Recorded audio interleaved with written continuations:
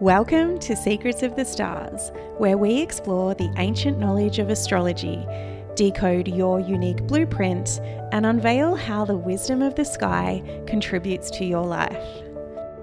I'm your host, Abby Lutis, astrologer, mentor, and sky guide. It's time to embark on a cosmic adventure of self-discovery and understanding why you are the way you are. Let's dive in. Well, hello everyone, and welcome back to Secrets of the Stars. I am back in here with another episode, and today I'm going to be talking all about retrogrades. Now, Mercury has just stationed retrograde, and granted, this is probably not the best time to be recording a podcast, but we're going ahead anyway. I just love that. Yesterday, I had a interesting day. I was really productive in the morning, and then when it came to the afternoon, I really just, my energy levels just hit the deck. I spent the entire afternoon just resting and taking it easy, listening to my body. I think I was being influenced by Mercury retrograde, which has actually just started maybe 30 minutes ago. And I was honoring that. Mercury is my Time Lord. It's the most important planet for me in this birthday year. So I'm guessing that some of the energies were starting to play out. So I wanted to let you know that I am going to be heading back to do some tour guiding in Central Australia.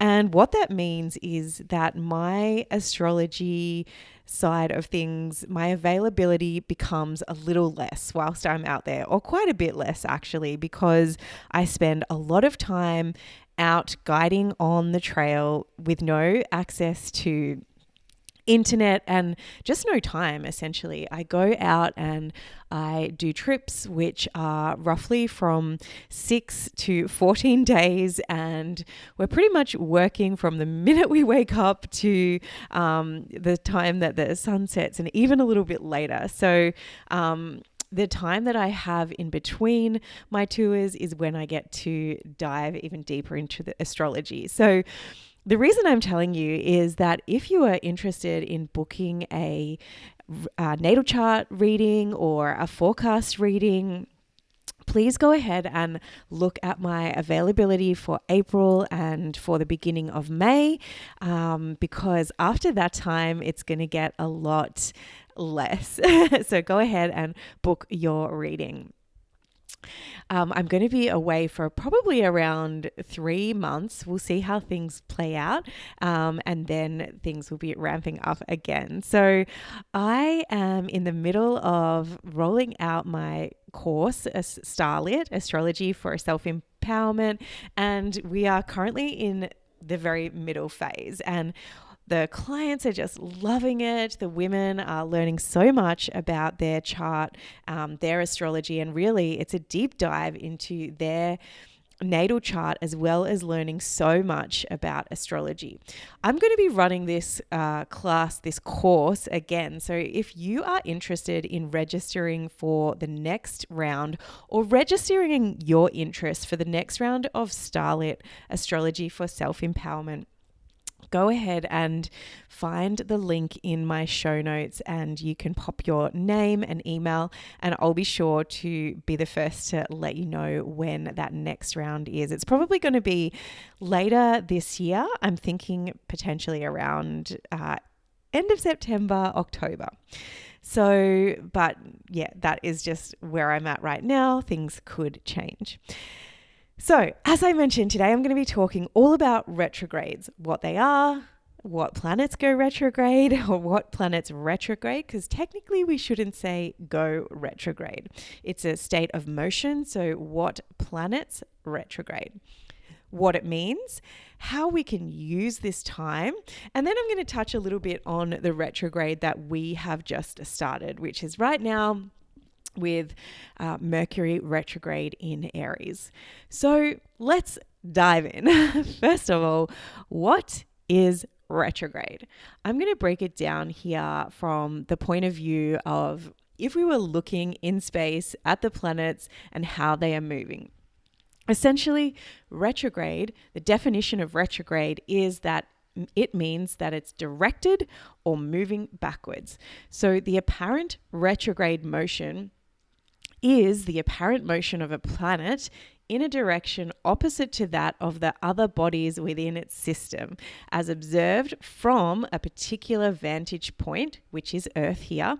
And so then the direct motion or forward motion is the same direction as the other planets, essentially. So what this is saying is that from Earth's perspective, when we're looking at another planet in the solar system or in a system, it is appearing to go in a backwards motion, all right? And this is from our perspective on Earth. And so I'm going to give you an analogy because I know this might sound complex and difficult to understand as I have explained it. So I like using this analogy because it really makes sense in our logical brains in something that we can tie it back to down here on Earth. So,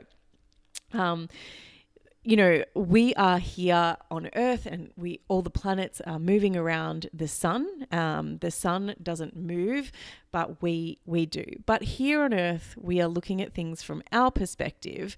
And so it does appear that the sun sort of moves around. Essentially, we have the sunrise and the sunset. And so it does appear from our vantage point that that the sun is moving. So here's my analogy of how you can liken retrograde to something here on Earth.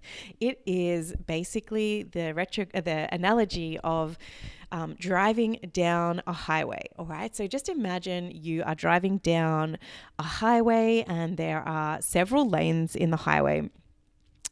All the cars are going in the same direction, like the planets do revolve around the sun. And some cars and some planets move faster than others. And so we can also see this on the highway. All right. Now, I want you to imagine that you are in the middle lane and they're in the left lane beside you, if we're here in Australia or also in the UK.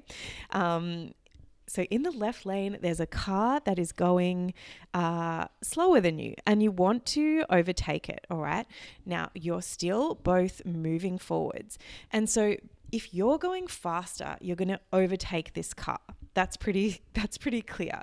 But when you are moving faster and you're actually in the motion of overtaking that car and you look out the window to the left, even though both cars are moving forward, it appears to be moving backwards because from your point of view, you're moving faster and this car is looking like it's moving backwards. When actually you're both moving forwards, you're just going at different speeds. This is the exact same way that retrogrades work, all right? It is dependent on the speed and where the planets are in relation to us here on Earth, all right? So hopefully that has made a little bit of sense. All right, let's have a look at which planets retrograde. The answer is simply all planets, okay? Not the sun and the moon, because technically they are not planets, but every other planet retrogrades. So let's have a look at them all and break them down. Mercury is the most common planet that retrogrades, and this is because it is the closest planet to the sun and it moves the fastest. So right, simply that means it's going to have the most because it's going to be moving around the sun quite quickly. Mercury retrogrades 3, sometimes 4 times per year. All right. The retrograde period lasts for around 2.5 to 3 weeks.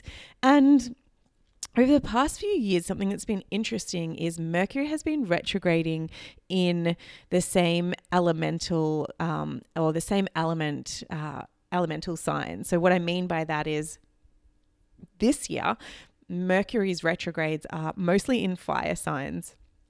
So some of them do start off in earth signs, but majority of the retrograde are in fire signs, or they might all be in air signs, or whatever it is. So that's an interesting thing about what's happening right at the moment. Venus retrogrades every 18 months, and Venus retrograde lasts for 40 days and 40 nights. Okay, this is an interesting cycle, and it occurs in the same sort of signs over this 8-year period. There'll be 5 retrogrades in this sort of 8-year phase, and they all happen in a particular sign, and then it will go through the cycle again. And then ever so slowly, Venus shifts, and then the retrograde occurs in a different sign once it makes that shift, all right? Mars retrogrades every 24 to 26 months, so roughly every 2 years. And Mars retrograde lasts for 2 to 2.5 months, okay? And this is the most rare of all of the retrogrades.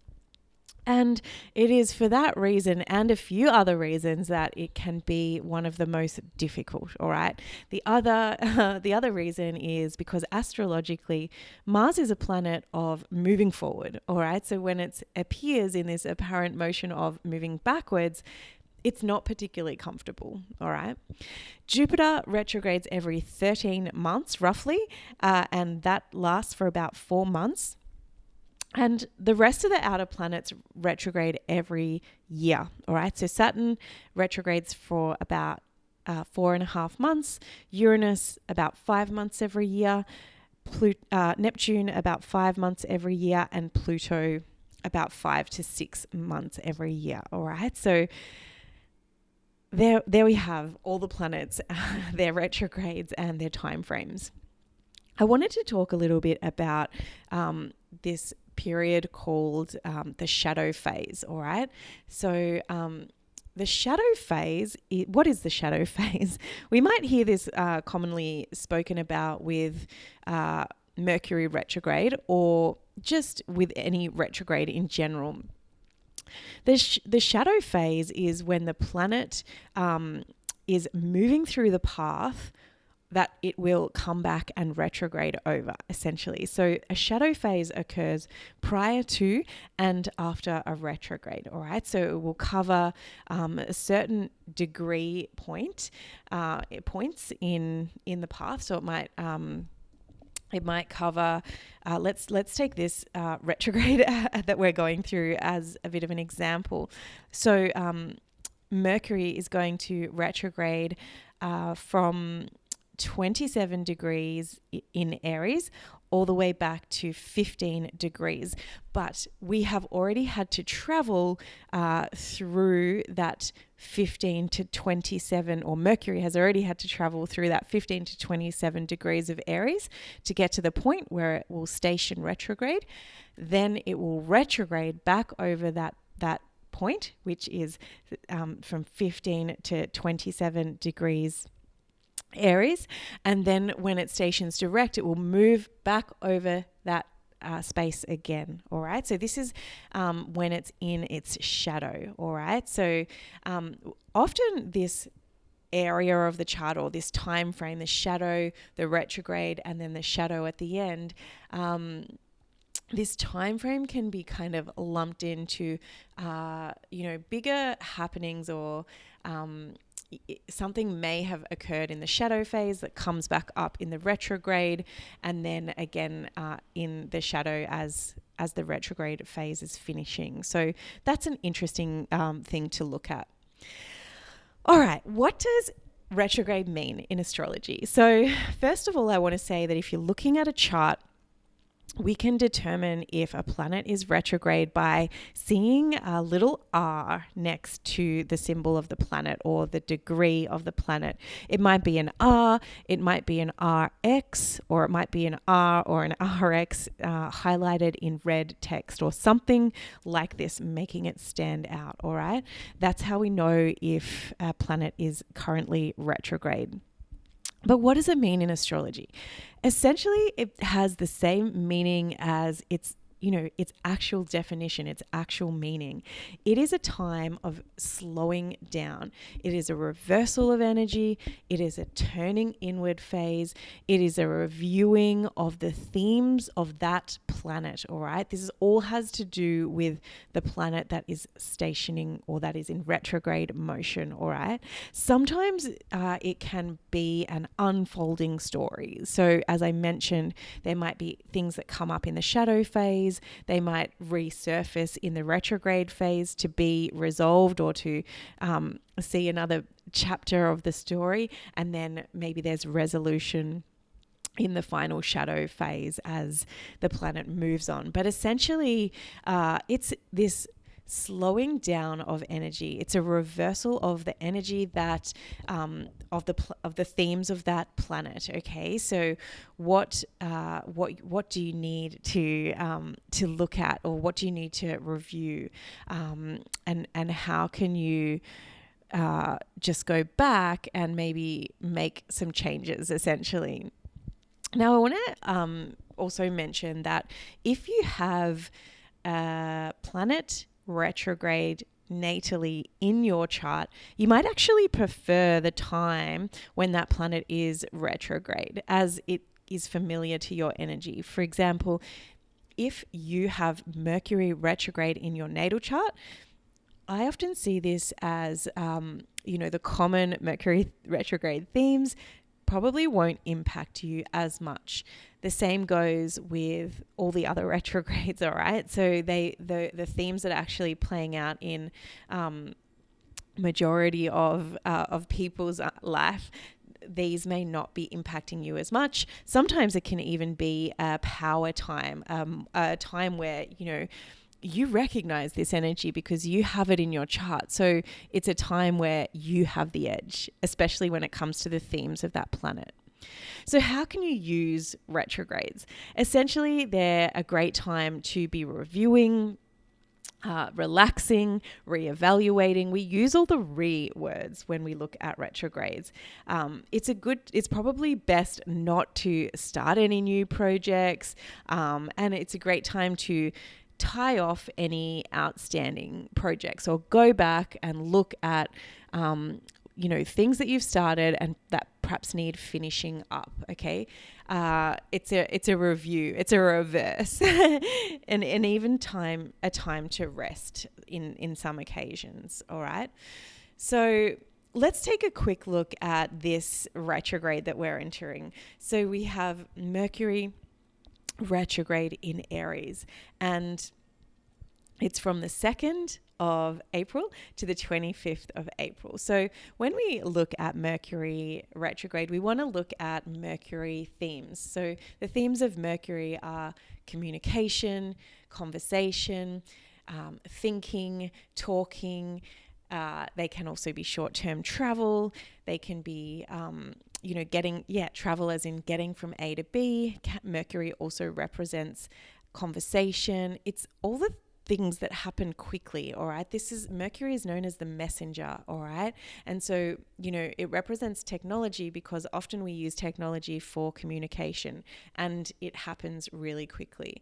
So Mercury retrogrades in general, this is why we sort of see them as times where potentially you might have a communication breakdown, or you might not hear for someone for a long time. It could be that you just are tongue-tied with your words, or you have glitches with technology. Things don't back up, or, in terms of travel, you might accidentally this happened to me. I accidentally booked a flight, but I didn't check the time, and I'd booked the time for 10 p.m. instead of 10 a.m. These types of little mishaps. They could also be, flight cancellations or delays. These are all Mercury retrograde themes. Now, then we have to take into consideration the themes of the sign that it's happening in and merge all this together. So this retrograde is happening in Aries. Aries represents the self. It represents the starting energy, the ignite, the flame, the spark of a match. Go back and listen to the Aries episode I did, episode 21, and you can understand all about Aries themes. But essentially it's this can represent this new beginning and this idea of self, or coming back to self. All right, so what I see this retrograde time frame being good for is actually coming back to you, to yourself, to reignite that spark within you. What is it that you actually want? What are some things that perhaps you need to kind of clean up within yourself to to review? Are you actually doing the things that you said that you want to do? Are you working towards your goals? Are you making the steps and taking the steps toward the things that you want to do in your life? All right. So this is how I see this retrograde playing out. Then if you know where in your chart this is happening, you can also take the themes of that house and see where that might be playing out in your life. Is it going to be in relationships? Is it going to be in your home life? Maybe it's in your career. Where is this going to be impacted most, and where what area of your chart is going to be activated? So that gives you a little breakdown of how retrogrades work, how they occur, what it actually means. You may need to stop, go back, listen to this episode again. You can hear even my words, I'm getting tongue-tied. And so, have another listen, see how it all lands, and then go about applying it in your life. So there you have it. I hope you've enjoyed this episode. We got there. I got there without too many tongue-tied moments or glitches or anything. So I hope you've enjoyed this episode, and I wanted to let you know that if you're interested in registering your interest for the next round of Starlit, you can go ahead and find the link in my show notes. And if you're interested in getting a booking in for a reading, natal chart, forecast, solar return, birthday reading, please go to my website, or you can find the link in the show notes and you can book your reading. And you can secure all that before my time gets eaten away as we head into sort of this winter time frame now.